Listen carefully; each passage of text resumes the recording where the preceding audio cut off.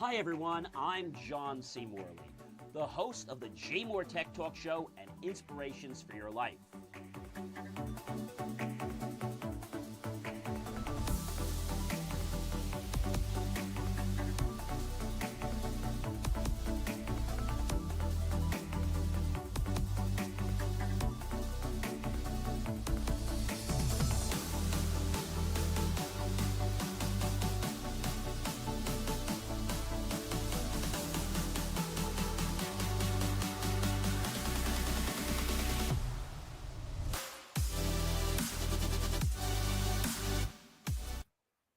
Well, hey guys, good evening and welcome to the JMOR Tech Talk Show. It is great to be with you here. This is the last Friday of January 2026. Great to be with you. This is Series 5. And something else pretty interesting is that it's actually Show 5. So Series 5, we're in the 5th year, by the way, been on the air over 4 years. And this is our 5th show in the 5th year. So great to have you. If it's your first time being with me, well, welcome. If you've been coming many times and you're coming back, well, of course, I want to say welcome back. Thank you so much for being here. It really does mean a lot to me that you've decided to make my content part of your repertoire in your day or your week. So this is the place where we share all kinds of things about technology. But I thought we'd get into something pretty interesting first, and that is, yes, the government shutdown and tech. So this is very interesting. I was recently going to a website. Maybe you guys know I do professional, let's say, all kinds of professional recordings, voiceovers, do video production. You guys know all that. But before I get into the whole thing of the show, the deadline for this and what's happening is just kind of crazy.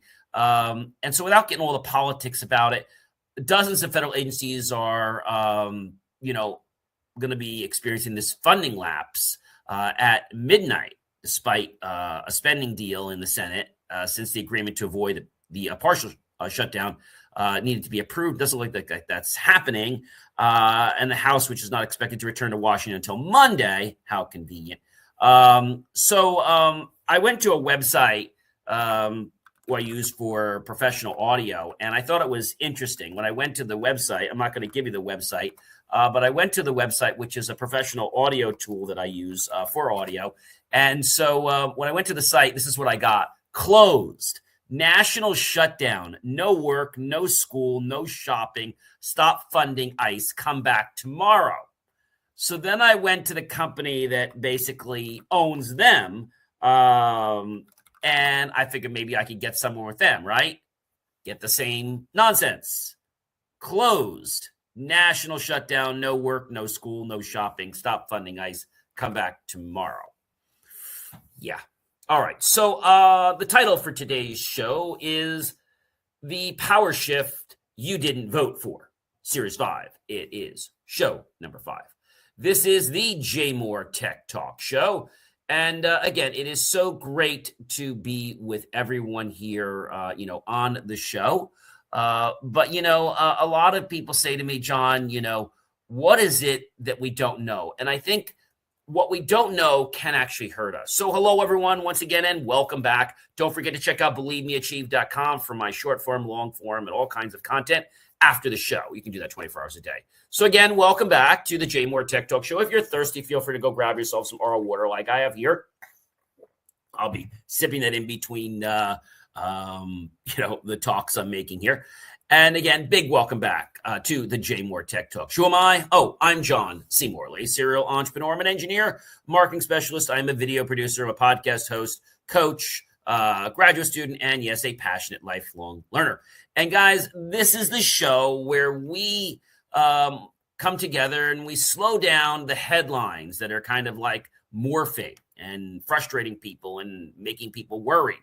And we strip away all the hype and the talk.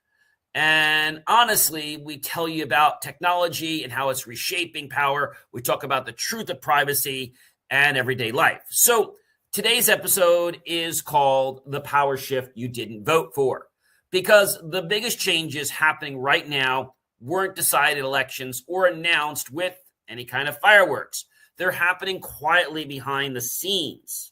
Policies are being made, algorithms, and even boardroom decisions that you're not aware of. So let's get right into the thick of it. First thing I want to share with you is, what does this mean if the shutdown lasts? So this is a great question I asked John.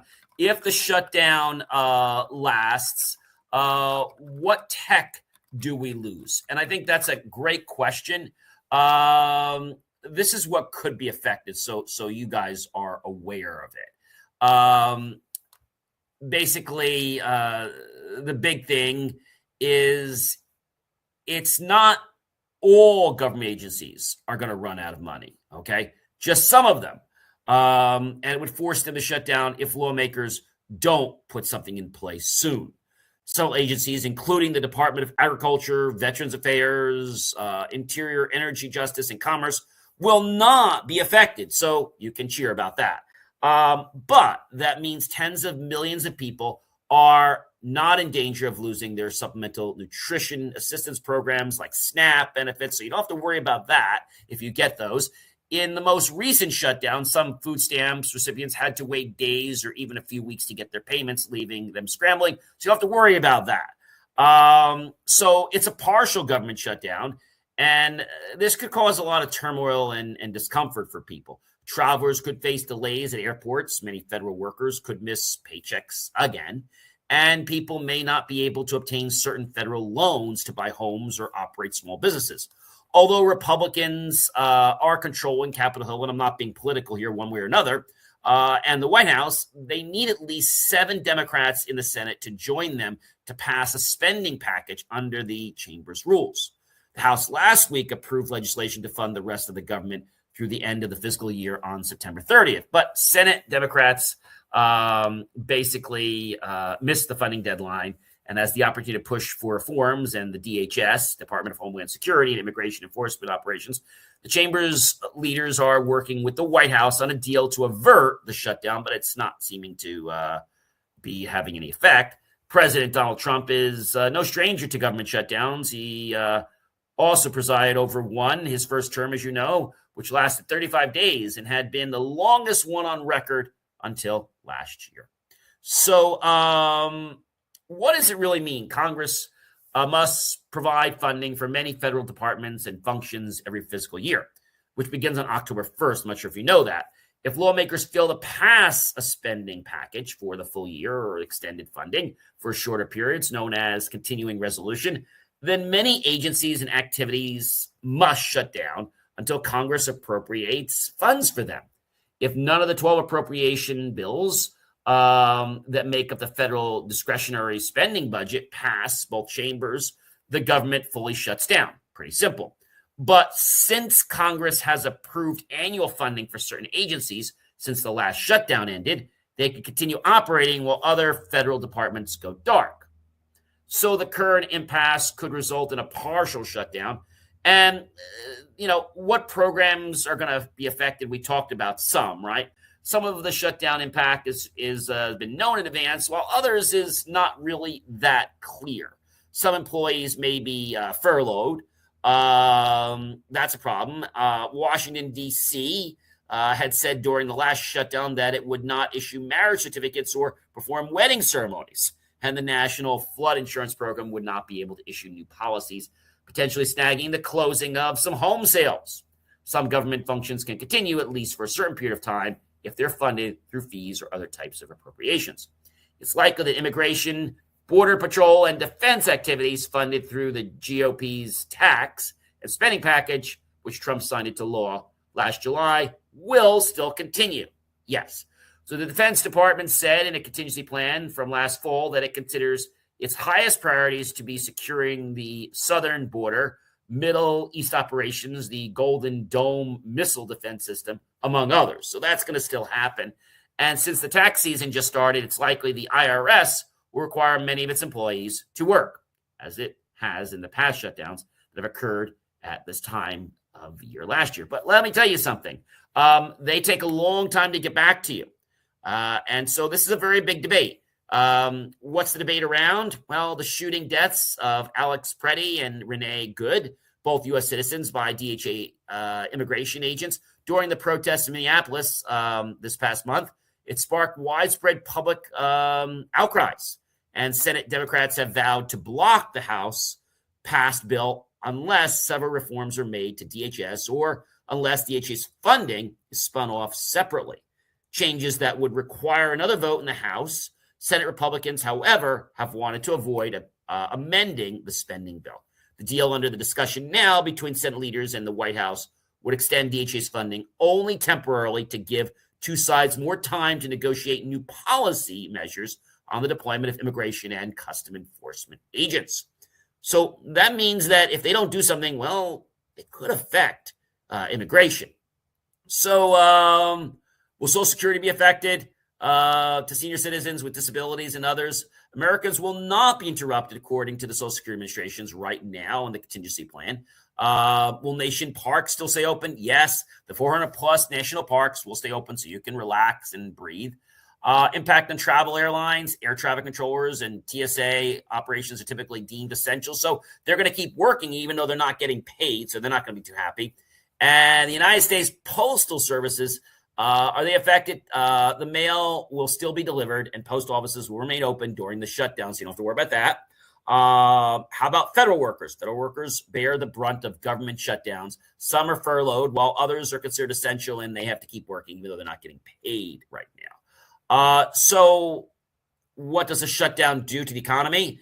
It has real consequences to the economy since federal spending is delayed and many federal workers pull back on their purchases while they aren't receiving paychecks. So this is a problem. And so we'll cover more on it, but I wanted to at least give you guys the truth about it. I didn't want to give you the nonsense because a lot of the media out there is giving you nonsense about it. So let's just dive right into the stories for this week. France, by the way, is moving to block kids under 15 from using social media. Now, this isn't just about screen time or bullying. It's about government stepping directly into childhood online. And, this is a problem. Europe is testing how much control states should have over young minds and digital identity and development. So a big problem, right? Is this something the parents should be doing or is this something the government should be doing? So again, France's National Assembly just voted to block kids under 15 from social media following Australia's lead, who started this. Lawmakers cite bullying, sleep loss, and mental health risks and want age verification enforced by platforms like Meta, Alphabet, and Snap. Support is strong and enforcement is kind of building, but it's messy. And this isn't just a French law. It's a European law that's testing how far governments can go in, as I said, shaping childhood online. And I think it's a very serious thing, and we've got to get behind it because people are losing their lives because of things that were changing kids' minds to do things they normally wouldn't. So it was like reprogramming them without their will. That happens every day, but the things that come on TV or other media are not things that are going to harm you. Well, they could harm you, but not in a way of doing something that would be, like loss of life. And so these are things that are happening. Whether you support it or not, this is a major signal that the internet is no longer being treated as neutral playgrounds for kids. And so the idea of this opens a lot of Pandora's boxes. I got to be honest with you. It puts Pandora's boxes into a steep place where they don't necessarily know what's happening or why things are going on. I mean, I think that's a serious problem, guys. I mean, I got to be honest about that. It is a very, very serious problem. And so, ladies and gentlemen, Google just agreed to pay tens of millions of dollars over fears that its devices were, quote unquote, always listening. Smart assistants were sold as helpful, but convenience crossed into mistrust. We've seen this before. Even without admitting wrongdoing, the settlement sends a message. Listening technology now carries legal and reputational risk. So, it's like now they're starting to get in trouble for this because, well, people realized it was actually listening. So, as I said, Google's agreed to pay $68 million in the settlement over the claim that its voice assistant recorded private conversations without proper consent. Users said accidental hot words triggers led to snippets being captured and later used for targeted ads. Google denies the wrongdoing, of course they do, but settled to avoid a long court fight because they know they're wrong. The bigger takeaway is smart assistants aren't just convenient anymore.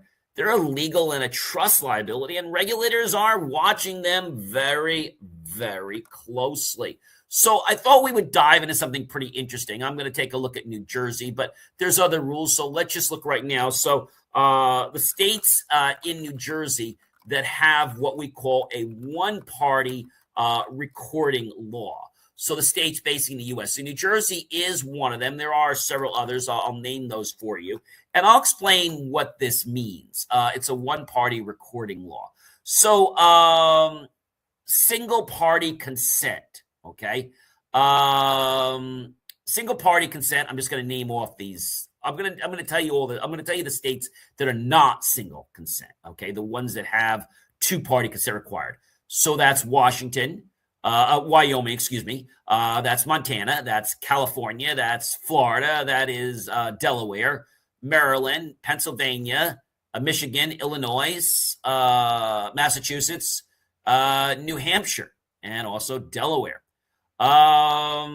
So there are some states that have what they call mixed consent. So that's two-party consent. So mixed consent is something different. I'll explain that. That's Connecticut and Oregon. Those are the only two that have what we call mixed consent. But what does all this really mean? I mean, I think this can be a little bit confusing. So many states have the single party consent laws. It means that just one party involved in the conversation needs to be aware that this is going on and the recording's happening. So, for example, if I'm on a phone call and I'm recording somebody in, again, one of these states that has one-party consent, as long as I know about it, they don't need to know about it. Now, we even tell people, your call may monitored, recorded. If the agent knows or the employee knows, it's still okay. But if I didn't tell the agent or I didn't disclose that, now that becomes a problem because now nobody on the call knows they're being recorded. Many states have this single-party consent. And you've got to understand it. And if you're the one recording the conversation, for example, you do not have to reveal this to the other party, although it is a proper thing to do. 37 states and the District of Columbia are single-party consent states. It's important to note that some states do have exceptions to their laws. For example, in Hawaii, all parties must be notified if the recorder is located in a private area.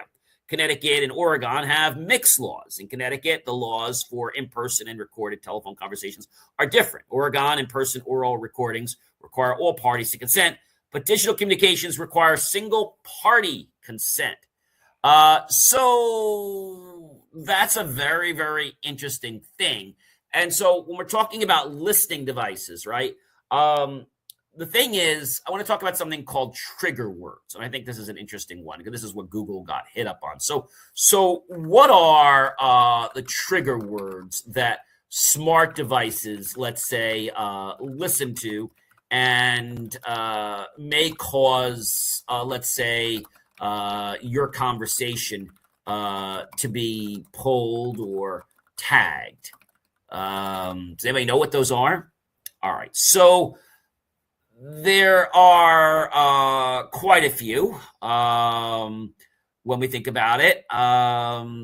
Basically, these are the basic smart devices.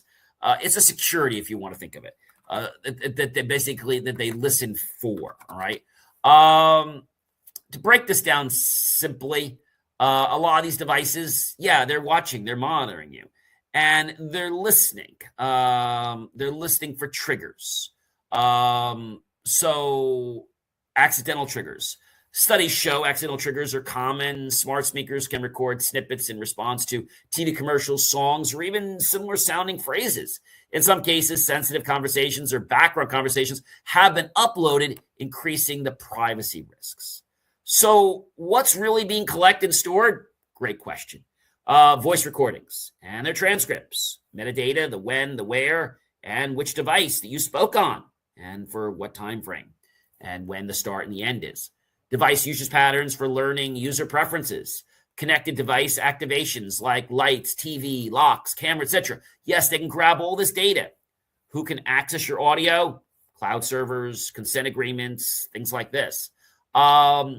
This is causing some real turmoil in the privacy world.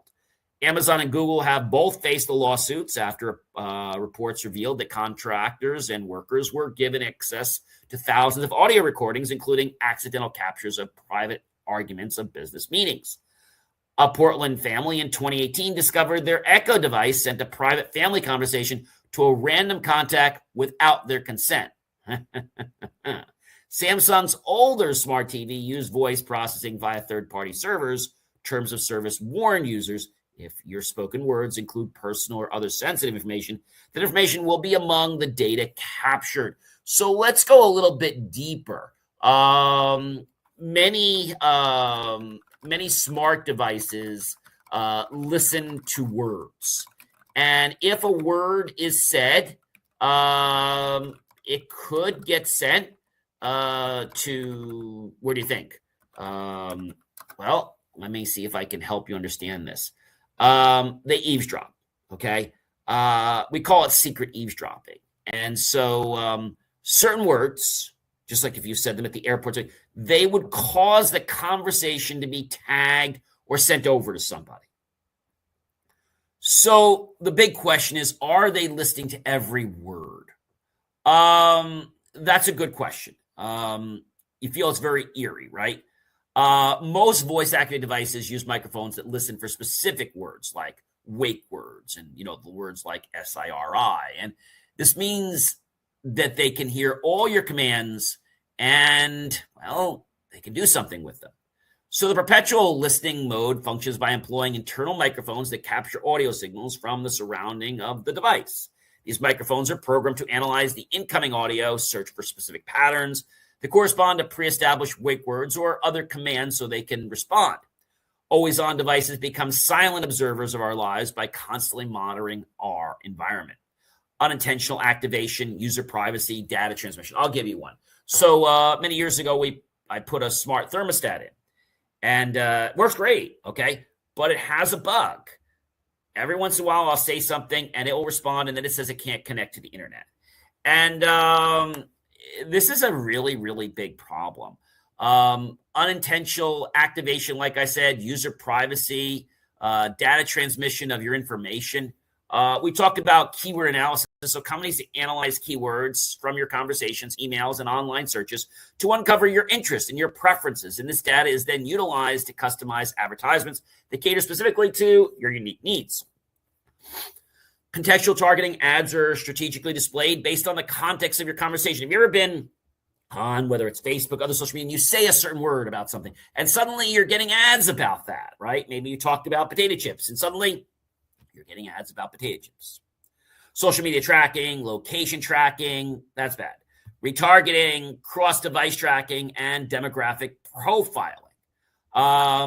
This gets into the world of invasion of privacy, hypervigilance, erosion of trust, yes, and mental well-being. So invasion of privacy is pretty easy. Paranoia and hypervigilance. The thought that our conversations might be intercepted or misconstrued by these devices can increase our suspicion and make us feel like, well, we're under constant surveillance. Erosion of trust. Yeah, that's a big one. Our mental well-being, knowing that everything could be watched or monitored. Consent, lack of transparency. But these are just the beginning, guys. And I think the problem happens because there's so many people involved and they don't necessarily know what to do. And the protection doesn't have a standard. Kind of like we have secure socket layer, right? SSL, we have EV certificates, extended validation. There's a standard.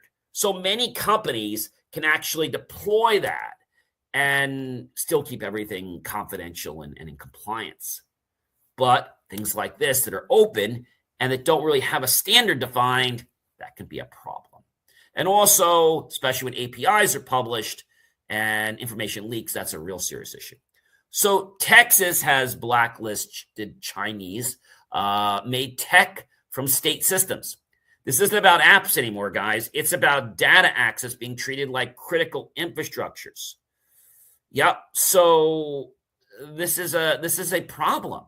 And, the more we think about this and what's going on, we're like, hey, what is really happening? Like, why is this happening? So Texas bans state employees from using products from Shine, Alibaba, TP-Link, Temu, and more on government devices and networks, citing privacy and security risks, tied to China.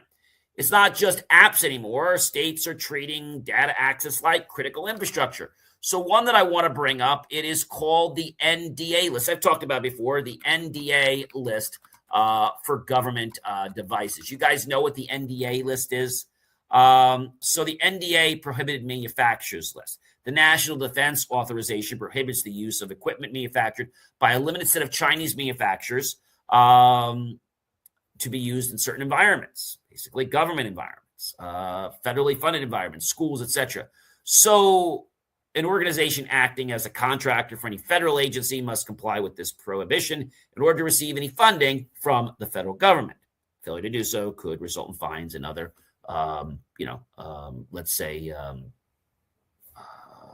issues that could be trying to correct those situations and demands. So this prohibition extends to cell phones manufactured by prohibited vendors, even certain cameras. So I'm not going to go read the whole list, but if you just type NDA hardware list, you're going to get it. Like, so Hawaii Technologies is one. There's so many. ZTE Corporation and some of their affiliates. There's a lot on this list. I mean, this list is so long. Sinclair. So if you want to make sure, another one we talked about, you probably remember the word. You remember the word I called Hike? It was called Hike Vision. You remember that? Hike Vision, UK, and Hike Vision USA has been pulled. So, you can go to a lot of these stores, whether it's a Costco, whether it's a BJ's, and you might think that you're saving a lot of money because you're buying a camera system for $300 or $400. But what you might not realize is that camera system might have, let's say back doors into it that shouldn't be there. Maybe you buy a camera without microphones, and suddenly that camera has microphones, but you don't hear the audio. China or some foreign country does. So those are big issues that I am starting to see. Also, there's one company that has a website. No joke. You go to the website, you put your serial number in, and literally they give you the code to reset your device. They're also on the NDA list. So just some things for you guys to be aware of. So governments, guys, are drawing hard lines around where data flows and who gets to touch and see it. Big tech is heading to court over youth addiction. This is a fun one. This trial could reshape the legal shield that protected social platforms for decades. The core question is simple, but it's dangerous. Were these platforms designed to entertain, or were they really designed to hook people? If responsibility is proven, everything starts to change, and we could have, some major lawsuits starting to pop up, and it might be time for these companies, yes, guys, to start finally paying the piper. So we're talking about Meta, we're talking about TikTok, we're talking about YouTube, and they're heading to court over claims that their platforms were designed to addict kids. I kind of agree.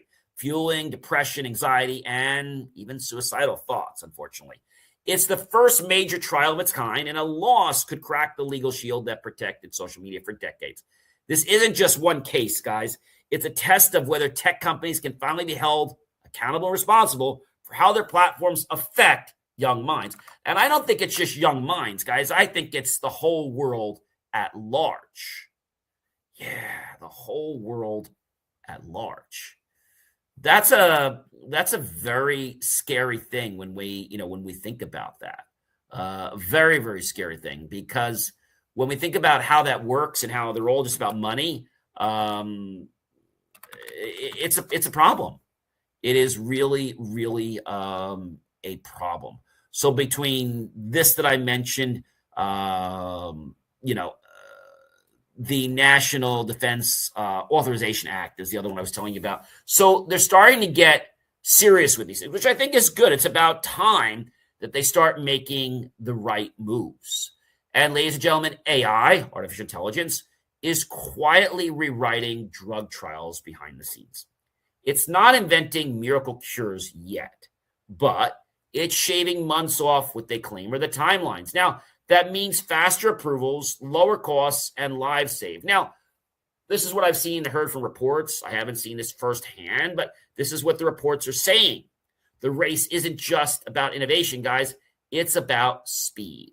And so I get it, but I think we've got to be very concerned about what data is there. Who has this data? Where is it going, and why is it going certain places, right? That might be something that a lot of you say, John, I have no clue why this is happening. All I know is that this is the way it is now. Well, that doesn't mean it's right, guys. No, it doesn't mean it's right. So it's important that we're vigilant about this. Here's one that really, I think, hits home with a lot of people, regardless of your age or industry. Grok and the AI chatbot triggered global crackdowns after explicit deepfakes spread online. What are we talking about? So we're talking about the fact that somebody, maybe it was an ex, maybe it was somebody just trying to be funny, or maybe somebody that was just trying to maybe get some revenge back on someone. They would take their picture, upload into Grok, and they would tell it to give the picture without any of the clothes on. This caused some big issues. Governments across the world are stepping in now, finally saying generative AI can't ignore consent. The era of move fast and break things, it's got to end. And so what people are realizing is that this is causing, well, not just financial harm, but emotional harm. So xAI's chatbot Grok, backed by, we all know, Mr. Elon Musk, it's facing right now investigations, bans, and even legal warnings worldwide over, yes, adult-related content that's very explicit. AI-generated deepfakes shared on X caused tremendous emotional, physical, and even some financial harm. From the European Union and the United Kingdom to India, Brazil, and Australia, regulators say non-consensual, digitally, quote-unquote, undressed images crosses the privacy and criminal lines. So xAI has tightened controls, but the message is clear. Generative AI isn't moving fast and breaking things anymore. Governments are stepping in, and the guardrails are coming very fast. So what is allowed? Well, you can take an image in some of these, and providing that the system can verify that you are over 21, you could say, make this image more suggestible. Keeping in mind that sometimes even what you think might be, let's say, suggestive, and the AI give you something that's more suggestive, you might need to tone it down. So that's what it can do. It can replace clothes and stuff like that. That might be interesting. Maybe you want to see somebody in a graduation cap and gown, right? But I think we have to realize that we can't abuse the person. See, with computers and technology, everything is zeros and ones, right? That's what it is. But when we stop thinking about people, okay, as people, and reference them as data, well, then they're just another data point. And that's how most people treat, people. Even the medical industry treats people like data. Guys, that's just terrible. And ladies and gentlemen, AI can't ignore consent anymore. And so they've got to do something. They got to step in. So I'm glad they're finally doing something. And TikTok, ladies and gentlemen, yes, I'm happy to let you know, has avoided a U.S. ban, not by selling, but by locking down data control. Ownership mattered less than who controls the algorithm. This may become the blueprint for foreign tech survival worldwide. And I think as we go into this and we morph, more can change. So this is going to be interesting. The ownership mattered less than who controls the algorithm. So the question right now is, did TikTok sell? I guess that's the question you guys want to know. Yes, TikTok has finalized a deal to sell its U.S. operations to a group of American investors, forming a new company called TikTok USDS Joint Venture LLC. Yeah, in case something goes wrong, They only can sue the LLC, not the person or other entities they have. This move was made to address national security concerns and ensure the app continues operating in the U.S. So the question is, when will the new TikTok USB out? I don't think we have a firm date on that. So we're still going to have to see what's going on. All we know right now is they're working, and the app may be coming very soon. It looks increasingly likely that any sale of TikTok, as we see, users will have to download this new app, but it is still, it's still being speculated, right? And the bottom line, it's about data, and the data is about control. And you might say, John, what does that matter?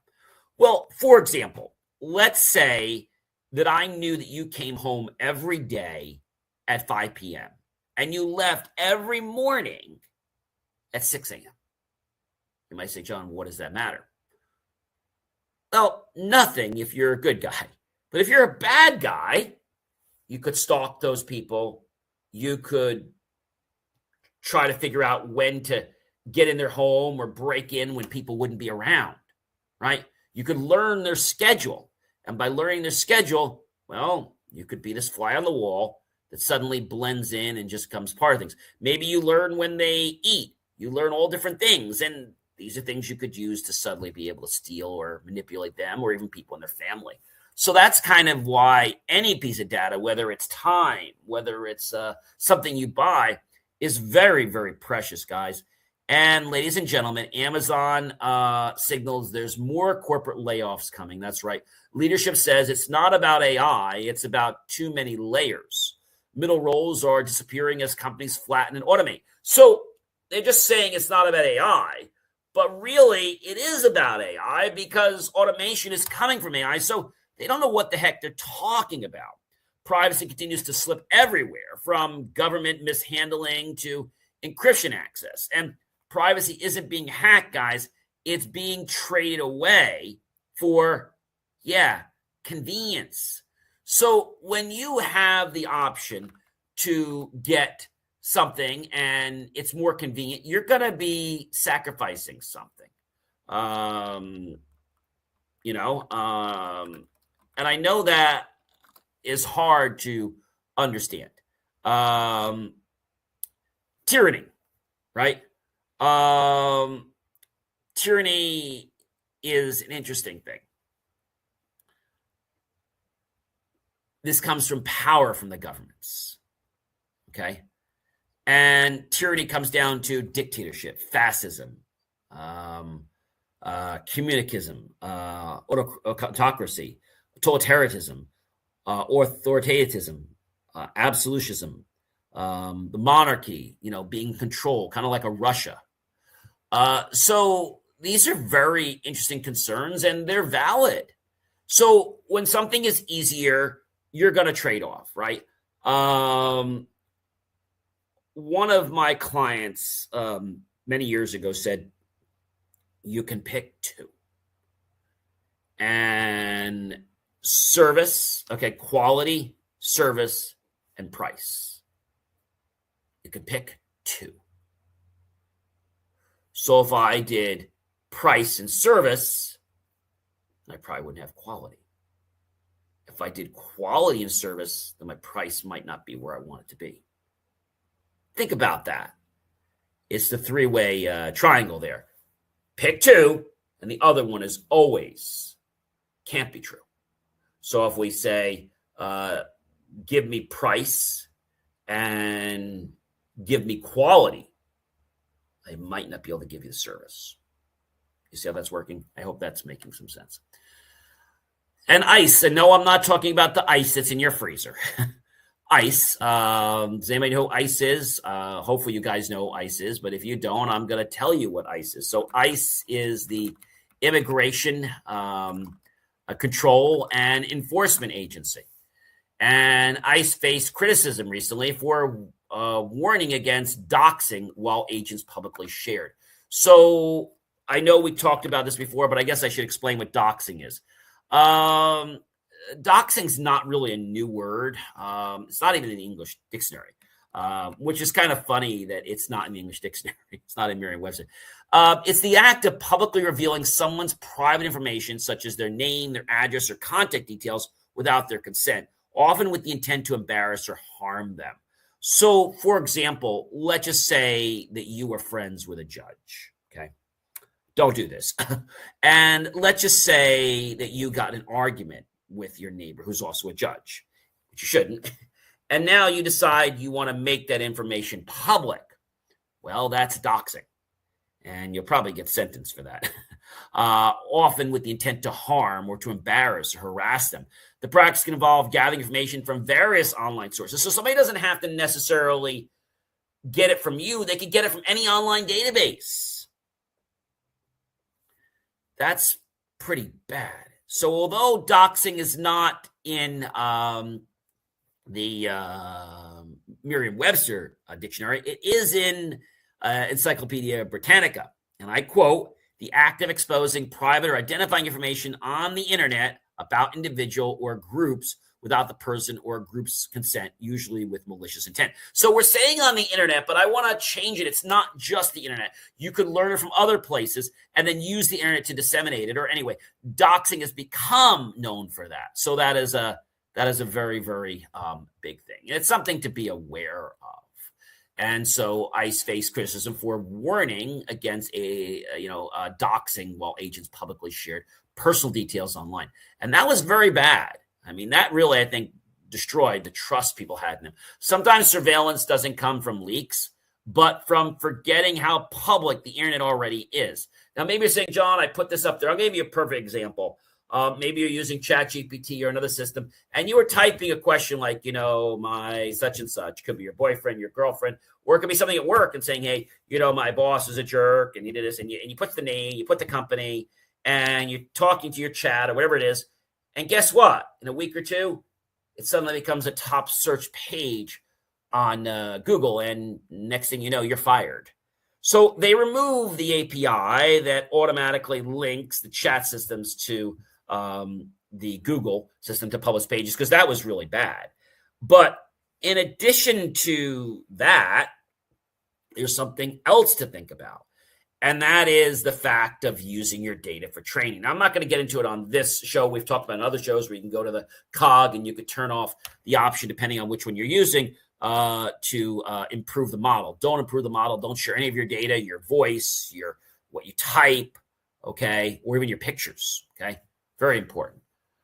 And I want to let you know that you do not need to pay money to have these engines not share your data.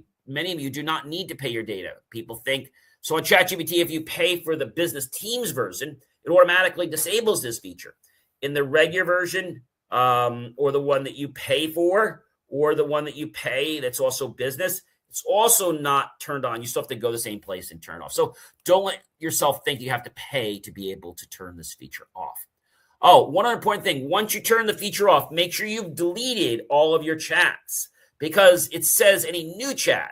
If the chat is there, I don't trust them, and they could still share data. So turn it on, then delete all of your chats, and you can move forward from there. You can also delete all your chats and then turn it on. Either way is fine. And rad power bikes collapse from a $1.6 billion valuation to $13 million sale. The pandemic era growth masked fragile business models. The reset is real, guys. Microsoft is expanding massive data centers. AI isn't abstract anymore, and it runs on land, power, and local economies. So these facilities are the new factories. And I think, the fact of building more and more data centers is eminent. It's not there's not a question of if it's going to be done. They're being done.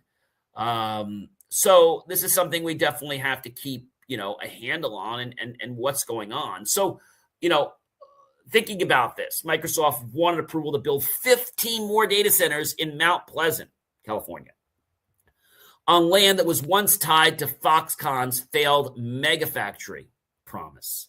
The expansion adds nearly 9 million square feet, creating construction work expected to last up to a decade and carries a projected taxable value north of 13 million. The bigger takeaway, AI isn't abstract anymore, guys. It's concrete, it's power hungry, and it's reshaping local economies. Data centers have become the new factories, and communities burned by past hype are now betting the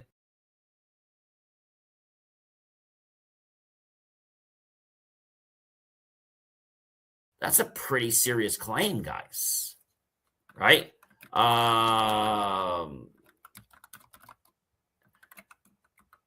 That just makes me think so much, right? So, Foxconn, what was Foxconn? Maybe you're saying to me, John, what is that? Maybe you're not sure of it, and I get it. So, Foxconn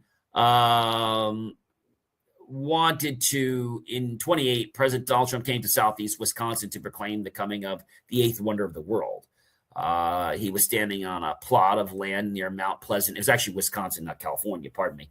A mostly rural village of 27,000 people nestled between Racine to the east and the Interstate 94 to the west. So the eighth wonder was sprawling new manufacturing plant, this new one, to be built in Mount Pleasant by a giant Taiwanese tech company called Foxconn, which promised to hire then 13,000 local people to build high-definition TV screens. Local and state officials said it would be the beginning of a technological renaissance in the area, which they plan to call Wisconn Valley. Yeah, kind of like the name of Silicon Valley, right?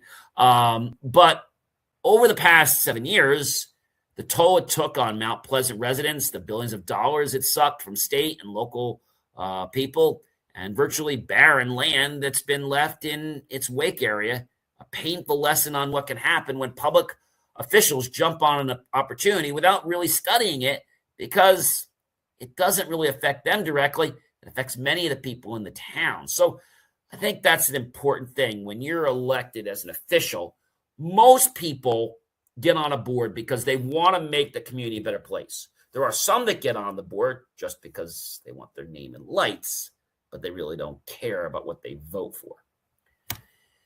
And ladies and gentlemen, shape-shifting robots entered the real world finally. Yes, flexible, adaptive machines signal a new generation of robotics built for humans, not labs. And I think that's a very interesting, I'm going to say, discovery, because you wouldn't really expect that. It was something that just it came out of left wing, right? So researchers unveiled this soft humanoid robot that can grow, it can shrink, it can fly, it can swim, and even walk on water by inflating and deflating bone-inspired limbs.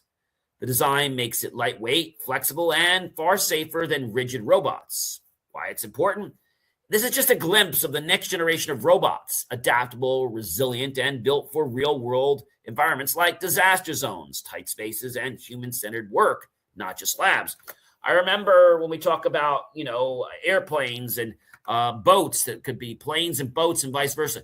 That's just kind of let's say, the real tiny sliver of the iceberg. When something can become adaptable to its environment, I think that makes it priceless. And finally, guys, AI has moved directly into Gmail inboxes. Yeah. But don't get too happy, because it's not for free. You have to pay for it. Email is now an AI workspace, but convenience comes with a deep access to personal data. So what does that really mean? Well, it's a great question. It sounds really good, doesn't it? So Google rolling out the Gemini-powered AI inside Gmail, adding features like email summaries, smart replies, natural language search, and a new AI inbox that auto-creates to-do lists from your messages. The real takeaway here is email just became an AI workspace, but at a cost. To work, Gemini scans your entire inbox, raising some serious privacy concerns to data access. Convenience is winning, but trust is now part of the trade-off. Do you really want Google to have access to your entire box? I don't use Gmail for anything. I mean, my school uses it and stuff like that, and I use it as a student there, but I don't use it for any of my business or even any of my personal accounts. I just know what they've done in the past, and I frankly don't trust them. And you might say, John, well, you shouldn't worry about that. I've seen what they've done in the past, okay? It's not nice to say. I don't think they can be trusted with your data or my data. And I say that they're a very popular search engine, but trust for them has been fading. User trust in search results has dropped substantially, all the way down to an 8 from a 10. What is my go-to search engine? I like DuckDuckGo. I like Brave.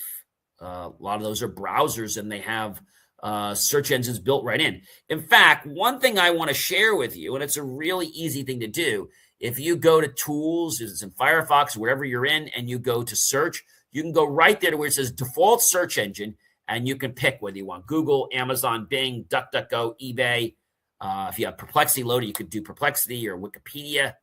That's a pretty cool thing, because a lot of times what I found out is that when you try to do a search and you can't get somewhere, it's not because you're having a DNS issue with your local ISP. It's because their search engine is not properly grabbing your data and then DNS resolving it on their end. So we can't blame, I blame Optimum and Altice and Time Warner and all these cable companies and Verizon for a lot of things, but this is not their fault, okay? This is the fault of using Google all the time because it doesn't always properly resolve. So I've changed it to not being my search engine anymore. And whenever I go to websites, they come up very, very quickly. They resolve like that. Now, guys, all of these stories point to one common truth. You know what that is? Take one guess. Control. Control is shifting quietly, incrementally. You know what? It's doing this without asking permission. This is why conversations like this matter so very much. Even if you're not a tech guru. I was having a conversation with somebody the other day, a senior, and he's always saying, John, you make things so complicated. And I was having a talk with another tech company that happened to be there, and they were so taken back by how I don't leave anything to chance, how I secure everything. And when I started to explain this to this other person, and then he acknowledged it, my client came back and like, oh, okay. So I think sometimes when something is different or it's uncomfortable, people put up the red flags like, whoa, wait. People do that all the time. And I want to tell you that just because something is not convenient does not mean it's the right thing to do. And I'm going to say something else. Just because you can doesn't mean you should. Just because I could build a big rocket doesn't mean I should. Just because I could put solar on my house doesn't mean I should. Again, I'm not talking about those specifically. I'm just giving those as examples. So again, this is why conversations like this matter. Oh, who am I? If you still forgot, I'm John C. Morley. And this has been, yes, another amazing episode of the JMOR Tech Talk Show. It is always my privilege, my pleasure, and my honor to be with you and to share my knowledge with you. If this show resonated with you on any small or large level, please share it out. Please rewatch it at believemeachieve.com. Stay informed instead of being overwhelmed. I know that you can get overwhelmed. That's why it's important to digest things in little small nuggets. I invite all of you, ladies and gentlemen, to do that. I also invite you to stay curious. Like if you were a 3 or a 4-year-old, or even a 7-year-old, you get curious. The world becomes your oyster, and nothing seems to get in your way.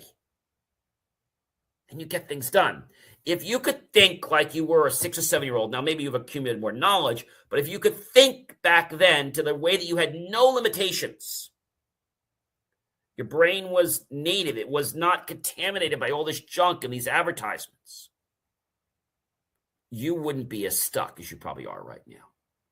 So again, I invite you to stay informed, don't be overwhelmed, get curious, be critical, and stay aware.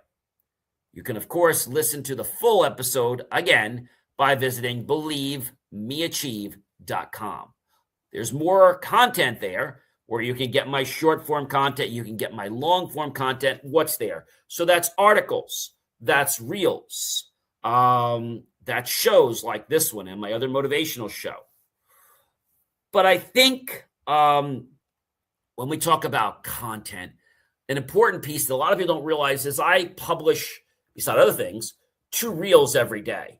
Now, what you might not know, for those of you that are new to this show, is that there's usually one posted one part of the day, another part of the day. We look at when, there's high engagement. We post around those times. And so those 2 that I post every day, there's 14 a week. Those are reels. And they're a short little snippet of what I unpack and decompress here on the JMOR Tech Talk Show. So if a reel really catches your eye or your ear, be sure to come and check out the JMOR Tech Talk Show. I give you the truth about technology. I tell you the truth about Google. I tell you the truth about everything out there. I gave you the truth about Lenovo, how I had a challenge with them when their salesperson wanted to get me involved with this laptop because he felt it was the best thing. No, he wanted that sold so he could have the most commission in his pocket. The P1G was a terrible laptop. The P1-6 is a great laptop. I had the G1, the G2, I have the G3 now. And the G3 is a good laptop. This isn't a formal laptop review, but you can't rely on people that are in sales to give you advice. When they claim they know everything about the product, don't believe them, because most salespeople are trying to do what's best for their pocket. Have yourself a great rest of your day and weekend, and I'll catch you real soon, everyone.